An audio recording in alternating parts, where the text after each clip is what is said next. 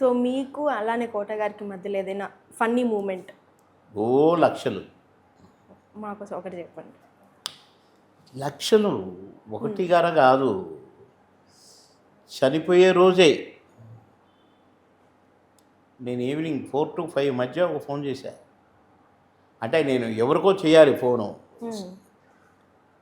Act చేస్తున్నాను camera ముందు, ఎవరికో ఫోన్ చేయాలి, ఎవరికి చేయాలబ్బా అరే ఆలోచించుకుంటూ కోట శ్రీనివాసరావు కొట్టాను. ఆ నెంబర్ నోటికి ఉండేది కదా, బైహార్ట్ ఉండేది కదా, ఎవడికో చేయడం ఎందుకు, ఇదేదో ఒక నెంబర్ కొట్టి పారేద్దాం అని కొట్టేసిన ఆయనకి.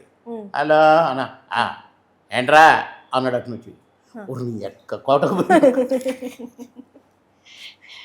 ఏంట్రా ఎక్కడా, షూటింగ్ అయ్యా, మేము షూటింగ్లో ఉంటాం, మేము స్టార్స్, మీలాగా రిటైర్డ్ క్యాండిడేట్లం కాదు మేము.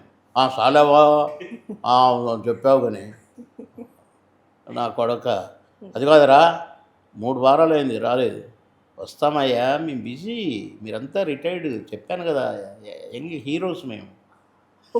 చాలారా 3 వారాలు అయింది, ఎప్పుడు వస్తావు చెప్పరా, రేపు రారాదురా, రేపు షూటింగ్ లేదులే, వస్తలే 10 తర్వాత వస్తా, పెట్టావయ్యా ఇక్కడ యాక్టింగ్ చేయాలి అన్న.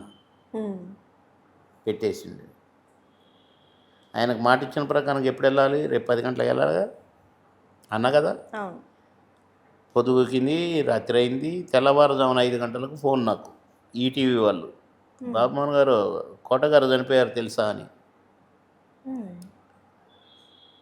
ఉలిక్కి పడి లేచాడు. ఫోన్ నిజమే బ్రదర్, నిజమేనా మీరు చెప్పేది? నిజమే సార్, మీకు తెలీదా అన్నాను. 10 గంటలకు మాట ఇచ్చిన కదా వస్తానని, పోయి శవాన్ని చూసుకున్నా. అంతే లైఫ్. ఇందాక చెప్పిన కదా అనుకున్నది జరగదు అని. చూసారా, నీళ్ళు తిరుగుతూనే ఉన్నాయి. అవును సార్, అందుకే మనం టాపిక్ కొంచెం డైవర్ట్ చేసేద్దాం సార్. సరే, పాయింట్కి వద్దాం.